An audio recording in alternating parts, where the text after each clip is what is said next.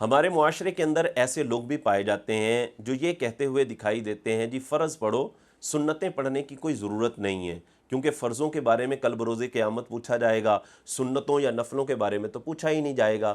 یہ ایسے بدبخت لوگ ہیں کہ جو لوگوں کو نبی کریم صلی اللہ علیہ وآلہ وسلم کی سنت سے دور کرنے کی کوشش کرتے ہیں، اور ایسے لوگوں کے لیے بہت ہی سخت انجام احادیث کریمہ میں بیان کیا گیا ہے کہ جو نبی کریم صلی اللہ علیہ وآلہ وسلم کی سنتوں کو ترک کرنے والے ہیں۔ ان میں سے چند روایات میں آپ کے سامنے بیان کرتا ہوں۔ یہ میرے ہاتھ کے اندر مستدرک علی الصحیحین ہے، اس میں حدیث کا نمبر 102 ہے۔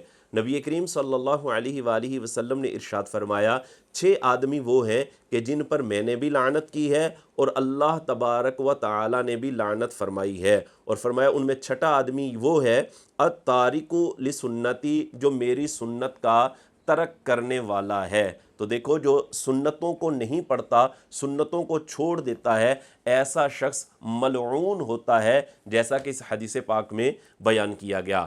اسی طرح دوسری کتاب یہ میرے ہاتھ میں موجود ہے، رد المحتار علی الدر المختار، اس میں جلد نمبر 1 ہے، صفحہ نمبر 232 ہے۔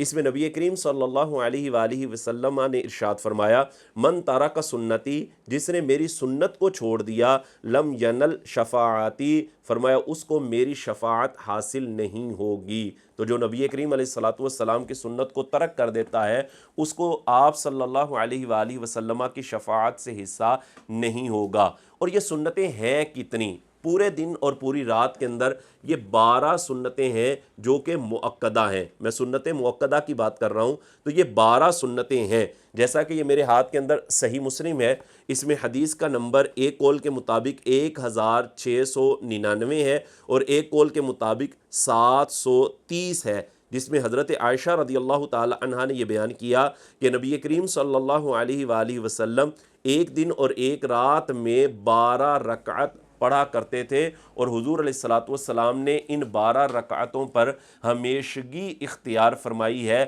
یعنی حضور اس کو ہمیشہ ہی پڑھتے رہے ہیں۔ ان 12 رکعتوں کے اندر 2 رکعت سنت جو فجر میں پڑھی جاتی ہیں، اس کے بعد ظہر میں ظہر کے فرضوں سے پہلے کی 4 سنتیں 6، اور ظہر کے فرضوں کے بعد 2 سنتیں، کتنی ہو گئی 8۔ اسی طرح مغرب کے 3 فرضوں کے بعد 2 سنتیں، کتنی ہو گئی 10۔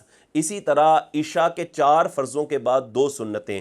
یہ 12 رکعتیں ہیں کہ جن پر نبی کریم علیہ السلام نے ہمیشگی اختیار فرمائی ہے، اور جو ان 12 رکعتوں کو پڑھتا ہے ان کو کیا فضیلت حاصل ہوگی؟ یہ میرے ہاتھ کے اندر سنن نسائی شریف ہے، اس میں حدیث کا نمبر 1798 ہے۔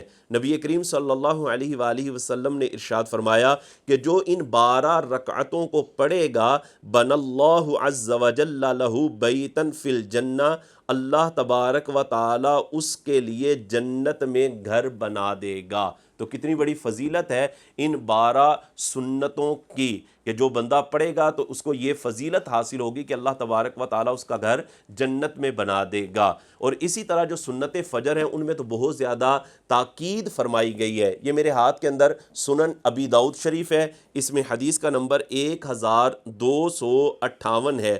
نبی کریم علیہ السلام نے ارشاد فرمایا کہ یہ جو 2 سنت فجر ہیں ان کو کبھی بھی نہ چھوڑنا، اگرچہ تمہیں گھوڑے روند ڈال لیں۔ تو دیکھیں سنتوں کے حوالے سے کتنی تاکید بیان کی گئی ہے، اور جو سنتیں نہیں پڑھتے ایسے شخص کو نبی کریم علیہ السلام کی حدیث کے مطابق ملعون بھی قرار دیا گیا ہے، اور ایسا شخص جو نبی کریم علیہ السلام کی سنتوں کو نہیں پڑھتا، فرمایا ایسے شخص کو شفاعت بھی حاصل نہیں ہوگی۔ تو ان سنتوں کا پڑھنا لازمی ہے، ضروری ہے۔ اگر کوئی بندہ جان بوجھ کر سنت مؤکدہ نہیں پڑھتا اور اس پر وہ معمول ہی بنا لیتا ہے، تو ایسا شخص سخت گناہگار ہوتا ہے۔